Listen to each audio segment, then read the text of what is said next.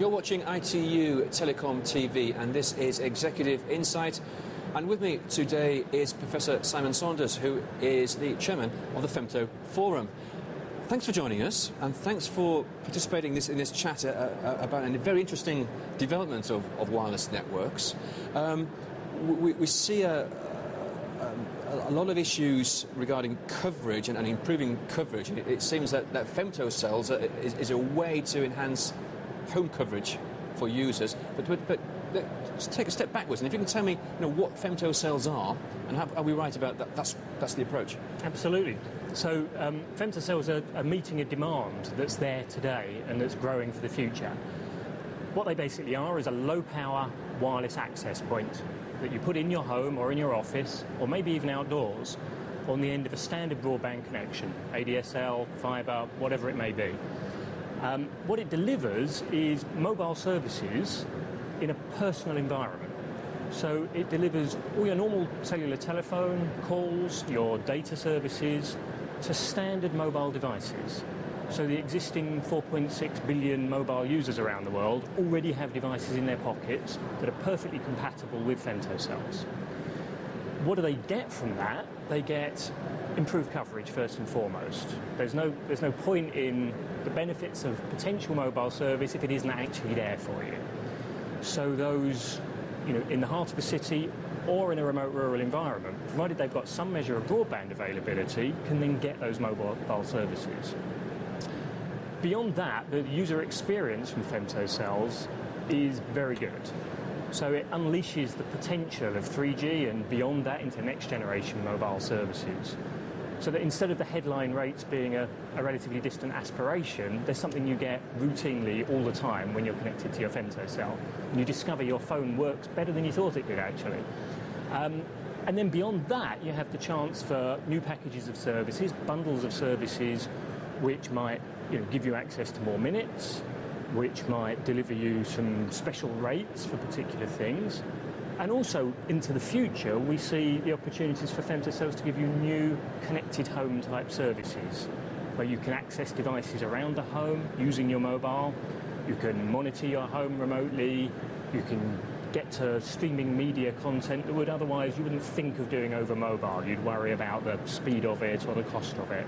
And that doesn't have to be the case with Femtos. So you're creating, in effect, a small personal cell site around you and your home environment. Exactly so, and it stops at the walls of your building, basically. So it's nicely insulated from interference outside or from creating interference to outside. Also, typically, you as a user get to choose who's allowed on your Femtocell. So you can set up a list of your family and your friends and your guests. They can get access to your Femtocell so that you're using your broadband connection only for the people you want to include in that.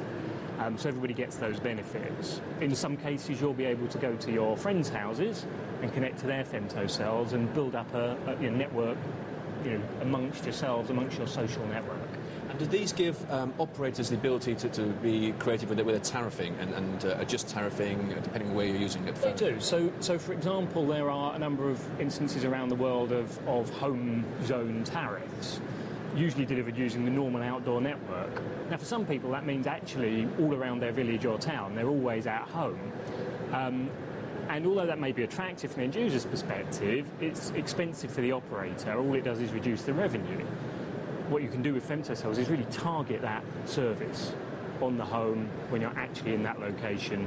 The user will typically have an indicator on their phone screen or some audible indication so they know they're on the Femtocell and they know when they're getting those special service bundles.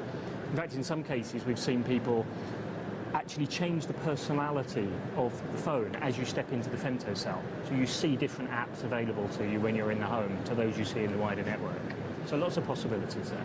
And to make this work, you need a broadband connection in your home. Are there any compatibility issues between a Femtocell and, say, a DSL box?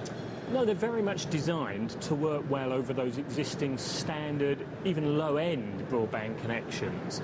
typically, as long as you've got 1 megabit per second, you can sustain perhaps 4 simultaneous voice calls and a data session up to the limit of your broadband. In fact, even in our wildest dreams of femtocell adoption, the total volume of traffic that's generated from that is still very small compared to what's already being driven over the broadband network. So really for the customer, it's just a good way of getting more value from their existing broadband. For the fixed line operator who wants to provide a special service, they can deliver a kind of femto-friendly broadband and use that as an area of differentiation in the very sort of competitive broadband market. So, there's a great scope for mobile operators and fixed operators and integrated operators to work on femtocells. What about compatibility between different vendors' femtocells? Because we're hearing that one of the issues against earlier adoption of femtocells has been incompatible standards. Oh, interesting. So, this was very much why we created the Femto Forum in the middle of 2007. And we've been working over the last couple of years on, amongst other things, encouraging standards. And standards are a key piece of making sure that there's an open ecosystem for different vendors to offer those femtocells to operators, such that end customers get a choice, that you can have femtocells in the shape, colour, and with the services and functions that you're interested in. And we've been working with the standards bodies, with 3GPP, with 3GPP2 and the WiMAX Forum to encourage that to happen, so that the femtocell becomes a standard part of the toolkit of rolling out those sorts of networks. And we've had great progress on that. It's actually exceeded our expectations. So in 3GPP as a particular example, in April of this year, the Release 8 standard from 3GPP included 3G femtocells, a complete end-to-end description of that standard, which enables the femto access points that sit in people's homes and the femto gateways that sit in the operator's networks to talk over a common interface, which is optimised for that kind of shared internet backhaul experience, and which provides messages and management structures that enable an operator to put one gateway in their network and have 5, 10 different vendors at the end of it, all working together. Now, of course, just having a standard isn't enough. The standard has to be fit for purpose, and you also have to make sure that there are enough vendors supporting that standard and actually delivering product. What we've seen already is that just creating the standard has given operators one of the key pieces in the puzzle to move forward with deployments. And we've seen in the course of this year some major commercial deployments. SoftBank in Japan, Sprint and Verizon were moving forwards further in the US. On the 1st of July, Vodafone launched the first European commercial femtocell service in the UK with a 3G device. And in the last couple of weeks, actually, AT&T has taken the first steps in rolling out a 3G femtocell in the US. So we have 3 major continents with commercial deployments of femtos today. Now, those deployments today are with pre-standard devices. The paint is barely dry on the standard.